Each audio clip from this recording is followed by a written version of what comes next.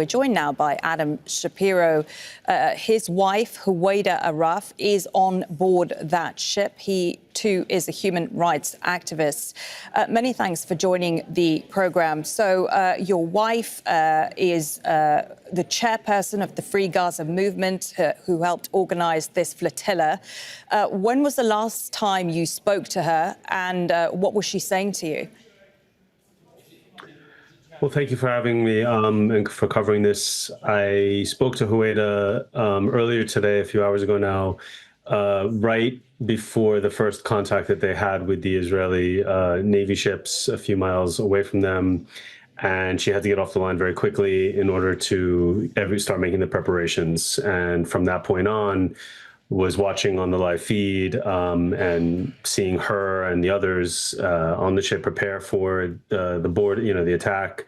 And Huwaida was on the radio comm system with the port of El Arish, with trying to communicate to the Israeli ships, explaining that this Handala ship was carrying baby formula, as you mentioned, and unarmed, and sailing towards Gaza. And then the last I saw was, as the rest of you saw, the soldiers come on board. As you say, it sounds like most of the passengers knew that it was inevitable that the Israeli military would intercept the boat. What was the mood, therefore, of the passengers when you did speak to your wife last? Up until the end, I mean, and still I would say now, spirits are high. Yes, while they knew that this was a likely outcome, everyone was prepared. Everyone, was determined. As your correspondent mentioned before, these are people who are undertaking this action to not just to send a message around the world, but to try to use public outrage to force our governments to act. This is already, we've sailed dozens of times now. And the purpose is not to do an activist action. The purpose is to get governments around the world to stand up and say enough to the blockade of Gaza, which has been going on long years before October 7th, and to now respond as per their requirements under the Genocide Convention to not only the genocide, but the forced starvation of an entire people. Adam, we're just showing on our screens the very last few pictures that we got off the live feed of the Israeli soldiers getting onto the boat. You can see they are heavily armed. Are you concerned at all, given your wife is on board, by those pictures and what it could mean for her? I mean, from boarding the ship, I mean, we know that the Israeli soldiers will use force. Let's understand who these soldiers are. They are part of probably the most elite commando unit that Israel has. I can't imagine why these soldiers think that their training and their lives spent in becoming commandos is worth stopping a ship with baby formula and teddy bears. This is utterly ridiculous. We do expect that the soldiers will use force. The passengers are not going to cooperate with the soldiers. They will not accept anything from them. So it will take force to get them off the boat. What do you mean by that? They are not going to cooperate? What do you mean by that? So the soldiers will try to move them from the boat and take them off of it at some point, whether it's now at sea or at the port. Nobody's going to get up and walk off. The soldiers are going to have to carry them off the boat. They're going to have to, use all of their energy and effort to have these individuals, move. This is a form of nonviolence called non-cooperation, and that is what is going to happen. They plan to go on hunger strike when they, as of now, basically. So this is, for my wife, for Huwaida, she is an American. She's a Palestinian American, but she also has Israeli citizenship as a result of her family being from a village that's still inside Israel. And there is a possibility that the Israeli government will try to prosecute her as an Israeli citizen. And then, that would be an escalation for sure. So clearly you and her are aware of all these risks, but you are still determined to carry out this action. Tell us why. Tell us about your motivation and what you think it's going to achieve. Our motivation is, I could speak for her and to say that she's watching her people, but, she was born here in the United States, but she could have just as easily been born in Gaza. And she sees in the eyes of the children who are starving in Gaza, the eyes of our own children. And for her, there is no difference between her and somebody in Gaza right now. So for her, it's obviously very personal. For me as well, the father of Palestinian children, I see my children and the children in Gaza. I was raised in a family that was Jewish, and we learned about the Holocaust when I was growing up. And when I was growing up, I was always told, never again. And for me, that didn't mean never again for one type of people. That meant never again for all people. And that this is happening today in what is the first ever live stream genocide. It's just utterly incomprehensible at this point.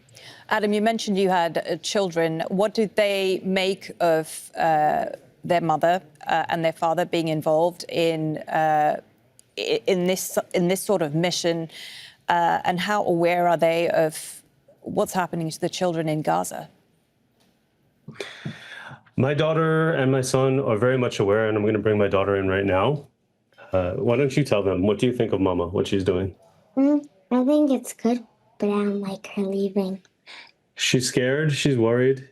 She saw what happened just now with the soldiers coming on board, but she knows why her mother is doing it, and she knows why her mother feels like she needs to do it. And, we are out there with my kids protesting all the time, doing all kinds of solidarity actions for Palestine, for Gaza. And she stands up for it, and they support their mother doing this, knowing that, there is danger involved. You're very, very brave little girl. I want to play a video clip that we have, Adam, of your wife just before she, I believe she was taken off board. Let's just have a quick listen. They finally answered us. If you do not change your course, the IDF will be forced to take all necessary measures to legal blockade in accordance with international law and prevent your vessel from entering the restricted area. You will be held responsible for the consequences of your actions, and your vessel may be subject to confiscation. You bear sole responsibility for your actions and your consequences. Israeli Navy, this is a civilian vessel, Handala. Let me give you a lesson in international law. Any blockade that deliberately starves a civilian population is a violation of international law. It is not only that, it is a war crime. You have no legal authority to enforce an unlawful blockade, and as such, you have no authority to use force to enforce an unlawful blockade. Therefore, we demand that you stand down. You are responsible for the well-being of every civilian on board this vessel. As an occupying power in Gaza, you are responsible for the health and well-being of the civilian population there. Not only have you disregarded that obligation, but you are actively exterminating the people. You have engineered a famine. You are deliberately starving civilians and children before the eyes of the world. Our vessel does not constitute any threat to you. We carry only humanitarian aid. And therefore, you have no authority to intercept or otherwise attack our vessel. We demand again that you stand down. Okay, that was Huwaida Arraf, chairperson of the Free Gaza movement, on board that flotilla just before the Israeli military came on board. So your reaction as a husband, as a father, watching your wife there? Well, I'm not surprised that she is an international human rights lawyer. I'm not surprised that she's trying to use every moment that she has to communicate to the Israelis and to the rest of the world that what's happening is illegal, what's happening is a genocide, and that they're wrong. And, like, I'll go back to my first point again. It's a shame that people like Huwaida, that people like all the passengers on board are doing this. They shouldn't have to. There should be ships and trucks and all kinds of means of delivering aid by the international community who have the ability to do it, who are standing by watching and doing nothing or almost nothing. And it is utterly ridiculous that we're in this position today, having to sail our 37th or 38th mission to make the world realize what's going on. You've been involved in missions like this going back, I believe, to 2010. You've been on boats before trying to disrupt the blockade. What do you think carrying out missions like this achieve? Actually, it goes back to 2008, and the first 5 missions of the efforts to sail into Gaza were successful. We were able to actually get into Gaza, even though there was a blockade, a siege on Gaza at the time. In 2009, I was on a ship that got stopped just like this one, and I was taken into a prison and eventually deported. 2010 is when we had the big flotilla, and when 10 of our passengers were killed by Israeli commandos. I think what we're seeing with the amount of response that there's been, whether it's with the ships, whether it's with people trying to arrive in Cairo and then go by land across and being stopped by, in that case, by Egyptian forces, or now efforts to call for a massive flotilla of civilian ships, we're seeing the consciousness of the world rise up. Unfortunately, our governments remain beholden to whether it's Israel or to the United States, which is a co-conspirator in this genocide, and it's not acceptable. It really isn't. If you take any other genocide that had happened in history and you live streamed it, I guarantee you that there would be action, that there would be outrage, not just from those of us on social media and in our streets, but people who are sitting in the halls of power. I myself made a documentary film and went to Darfur at the very beginning of the genocide there, and I saw how Congress in the United States and other governments responded and tried and took actions with regards to what was happening in Darfur in 2005.